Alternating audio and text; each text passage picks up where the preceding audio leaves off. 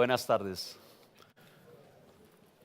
Many of you probably won't believe it, but a few years ago when I was a teenager, I spent a lot of my time diving in a site on the Caribbean coast of Costa Rica. And it looked like this. It was some sort of cathedral place with schools of multicolored fishes, groupers, sharks. It was beautiful, about 100 hectares. And I guess those divings plus Jacques Cousteau TV series probably made me go into the marine biology career. And so I decided to go up to the States and, study marine biology. 6 years later, I came back with my scuba diving equipment, went to my site, and that is what I found. Basically, everything was destroyed. 100 hectares of coral reefs were gone. My fancy color fishes were no longer there. And this was just because the government decided to open the tropical rainforest that was adjacent to the coral to banana plantations. A lot of sediments start coming through the river into the coral, and the coral was gone. That was it. I can assure you that you can cry underwater.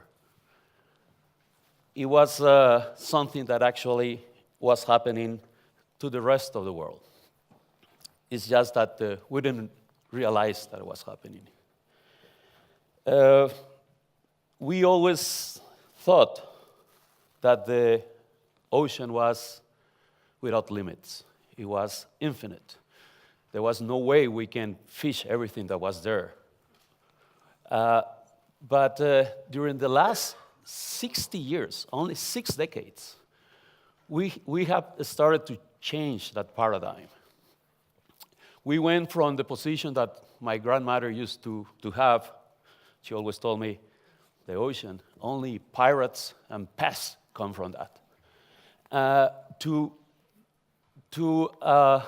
an area in which actually there was a lot of newcomers. It was no longer only fishing, not only transportation, but there was mining, there was oil digging, there was mariculture, there was energy production coming out of the sea. And this happened, as I said, only a few decades ago. And most of the changes that has been produced by that are not seen to the eye because are underwater. So most of the people don't see what is going on there. Most worrisome is that the next decades will see an exponential increment in what is happening at the sea.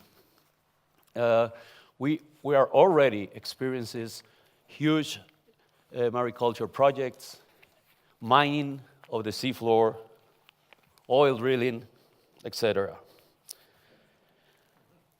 If you look at the last 40 years, you can see that about half of the coral reef, the most productive ecosystem in the marine environment, is gone, disappeared.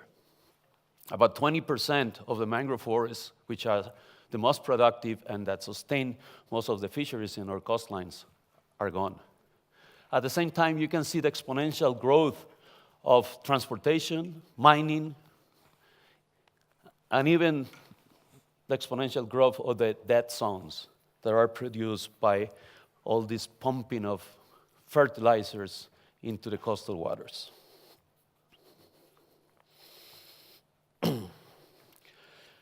We basically declare war to the ocean. We went, and during the last 50 years, we arm ourselves with the best technology available. Sonars, monofilaments, big nets. Some of them fit 6 jumbo jets inside. And with all that technology, we start exploiting the ocean. And yes, we became very good at exploiting the ocean. But we have done a really poor job managing it. We really haven't learned how to manage that environment.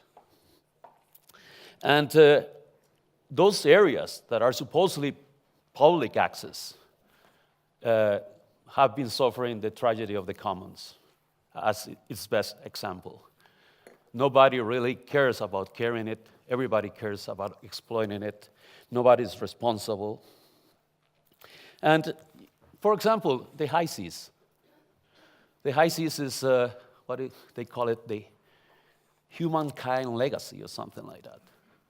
But only 9 countries in the world are fishing 90% of the catch.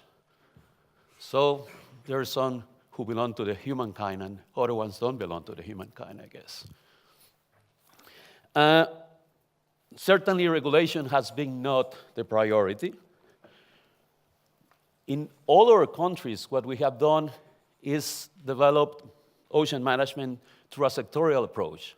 We have created agencies for fishing, agencies for transportation, agencies for mariculture, agencies for energy. But they don't talk each other. They don't talk to each other, and we lack this coordination, this holistic view of the ocean. And that, in the future years, is going to be the challenge for a sustainable management. Let me take you to the Eastern Tropical Pacific, where I work. Well, it's an area as large as the continental US.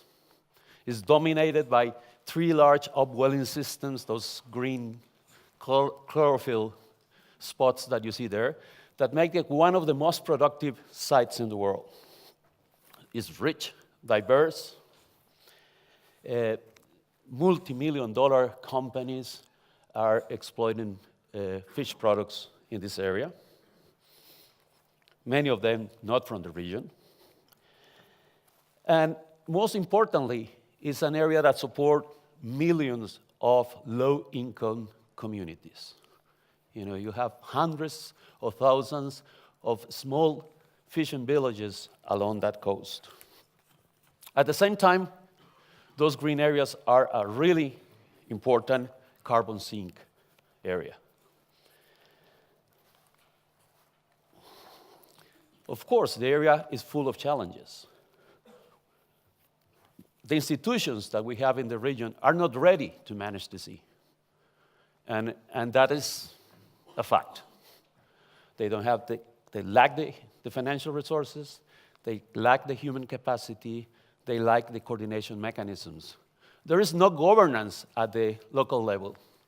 So coastal communities are being just displaced, outrun, outcompeted, without any possibility of getting together and coordinated actions.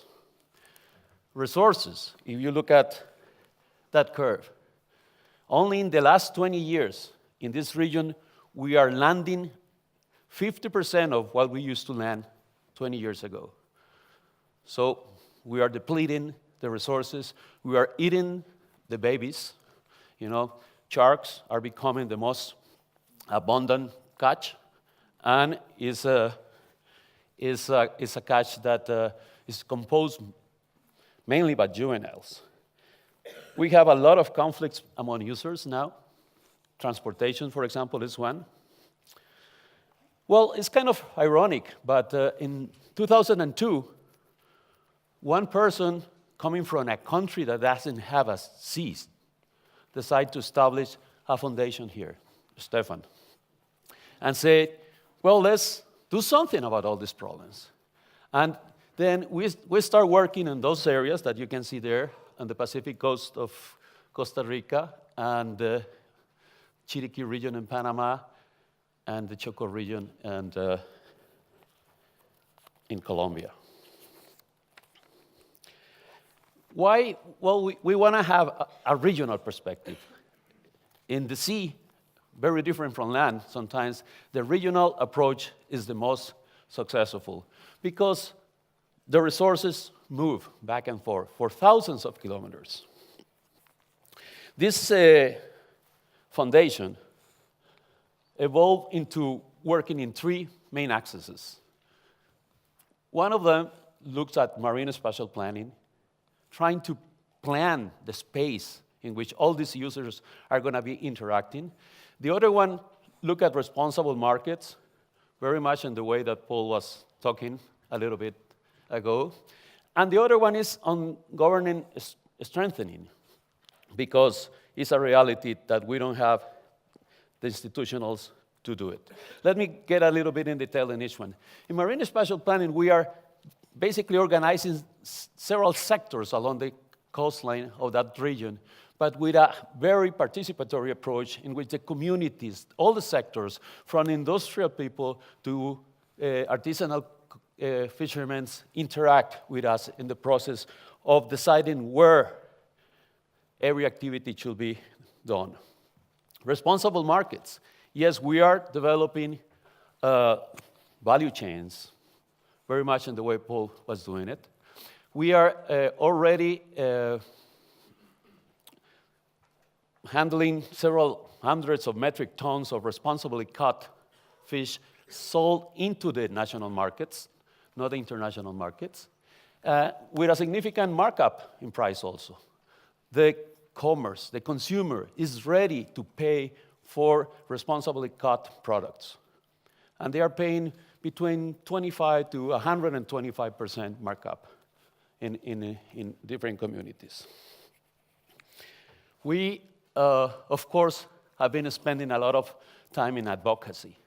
And thanks to our activities, now we have in different countries laws that were not there before, like navigation laws, like treaties, like even we sued the government in Costa Rica, for example, and we won the case, and now stream trawling is prohibited in the country.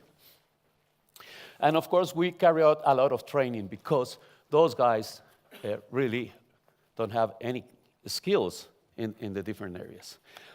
I think that my message is that the change is possible. If you see in hindsight, in the last decade, we have achieved a lot. It's not that I'm saying that everything has been done, but now we have over 14,000 square kilometers of MPAs that were not there 10,000 years ago. We have a lot of value chains operating in the 3 countries. We have a lot of laws, decrees, regulations that have been passed in the different countries. We have been able to attract significant players in the market of fish, especially in tourism, into demanding the responsible activities.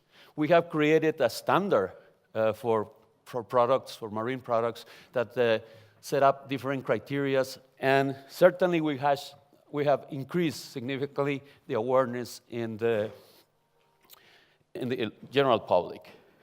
I think that we are making a new paradigm in the region.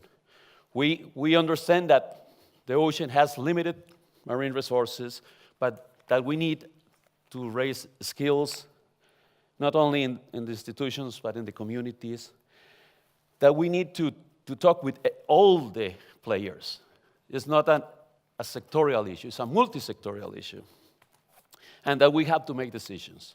We can no longer hear that argument that we need more studies to make decisions. Decisions are being made every day. Every day there is a fisherman that goes out into the sea and made a decision, and we have to make decisions soon. So, just by closing, I will say that yes, we have to work with all sectors. We have to strengthen public-private relationships. I think that the market is a powerful ally in this process of conservation. We need to generate recommendations that are strongly based on science, and we need to bring to our side the general public opinion. Thanks a lot.